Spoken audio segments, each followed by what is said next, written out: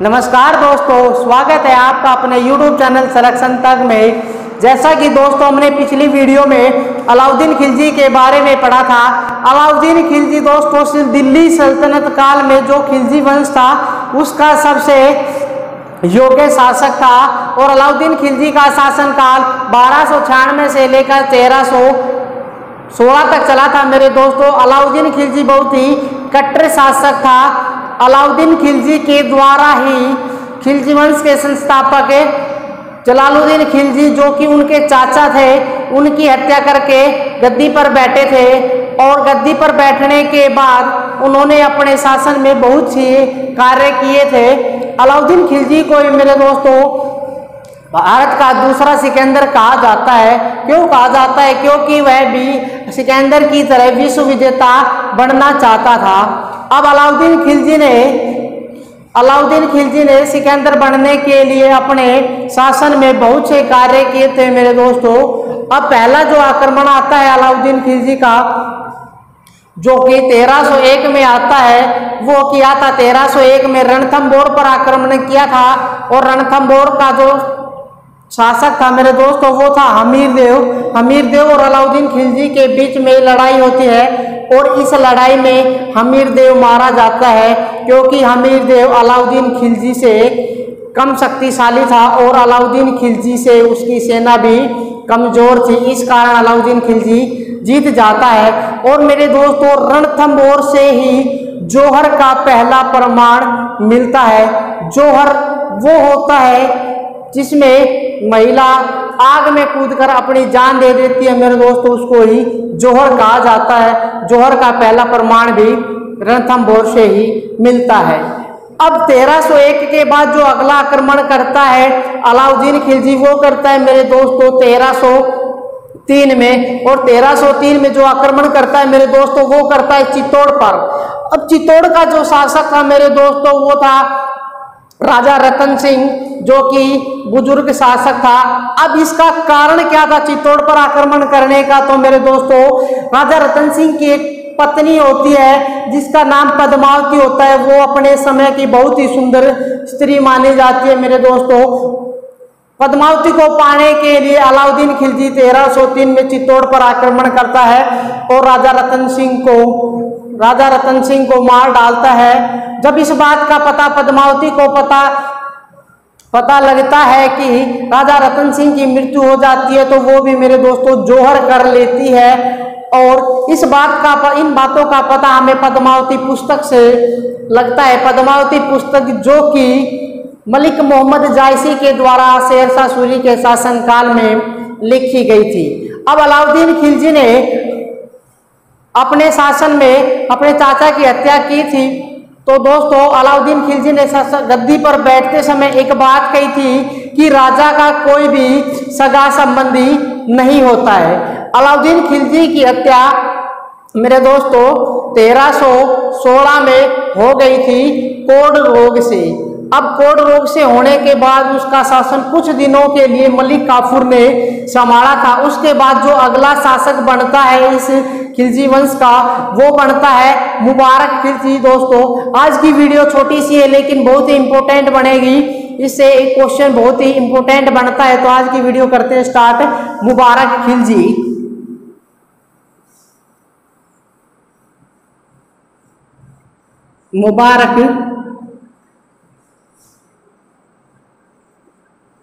खिलजी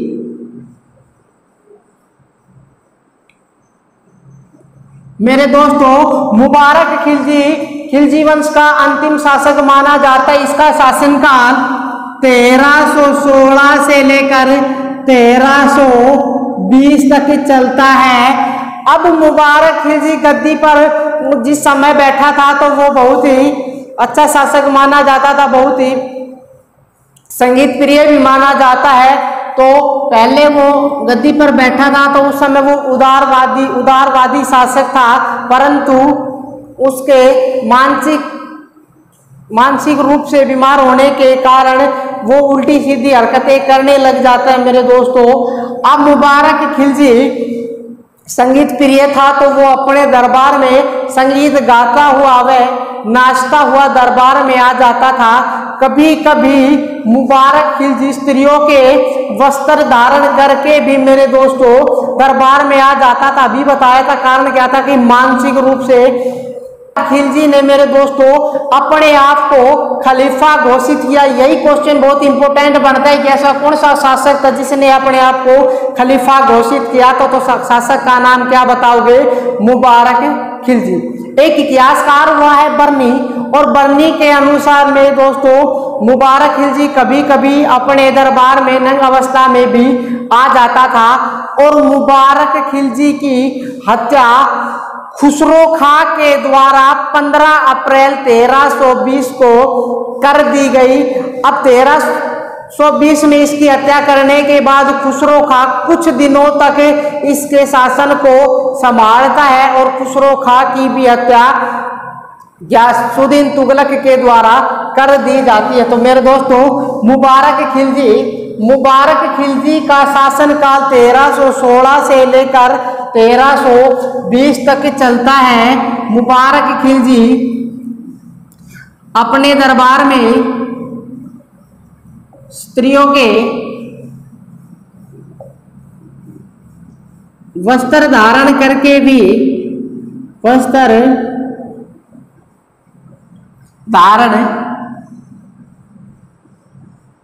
भी दरबार में आ जाता था। अगला जो पॉइंट बनता है वेरी इंपॉर्टेंट बनता है, अपने आप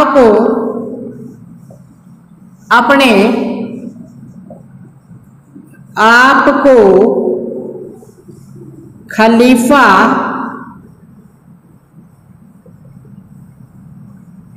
घोषित किया। खलीफा मेरे दोस्तों भगवान के समान दर्जा होता है, तो उसने कहा कि मैं ही तुम्हारा भगवान हूं। इस कारण अपने आप को खलीफा घोषित कर दिया गया। बर्नी के अनुसार नंग अवस्था में भी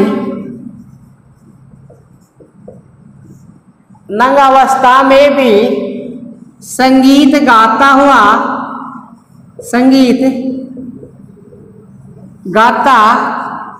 व नाचता हुआ दरबार में आ जाता था। अब मुबारक खिलजी की हत्या, जब मुबारक खिलजी सो रहा था तो मेरे दोस्तों रात को खुसरो खां के द्वारा कर दी जाती है। मुबारक खिलजी की हत्या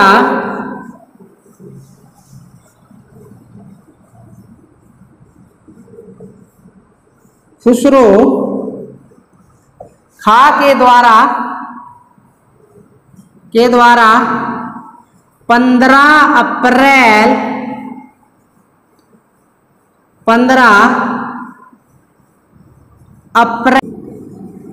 धर्म परिवर्तन करके मुसलमान बनता है। मुसलमान बन जाता है। अब मेरे दोस्तों खुसरो खां का जो सीमा रक्षक होता था उसका नाम था गयासुद्दीन तुगलक। सीमा रक्षक का नाम क्या बताओगे?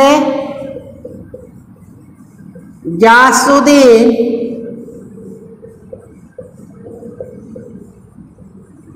तुगलक था। और मेरे दोस्तों गयासुद्दीन तुगलक के द्वारा ही खुसरो की हत्या कर दी जाती है और खिलजी वंश का अंत हो जाता है मेरे दोस्तों 1320 में। और दिल्ली सल्तनत काल का सबसे छोटा वंश कौन सा बताया था? खिलजी वंश ही बताया था, क्योंकि इनका शासनकाल मात्र 30 वर्षों तक चला था। 1290 से लेकर 1320 में इनका अंत हो जाता है। अब गयासुद्दीन तुगलक के द्वारा खुसरो खां की भी हत्या कर दी जाती है और अगला वंश बनाया जाता है गयासुद्दीन के द्वारा। कौन सा वंश बनाया जाता है मेरे दोस्तों? तुगलक वंश बनाया जाता है। आज के लिए इतना ही मेरे दोस्तों, धन्यवाद।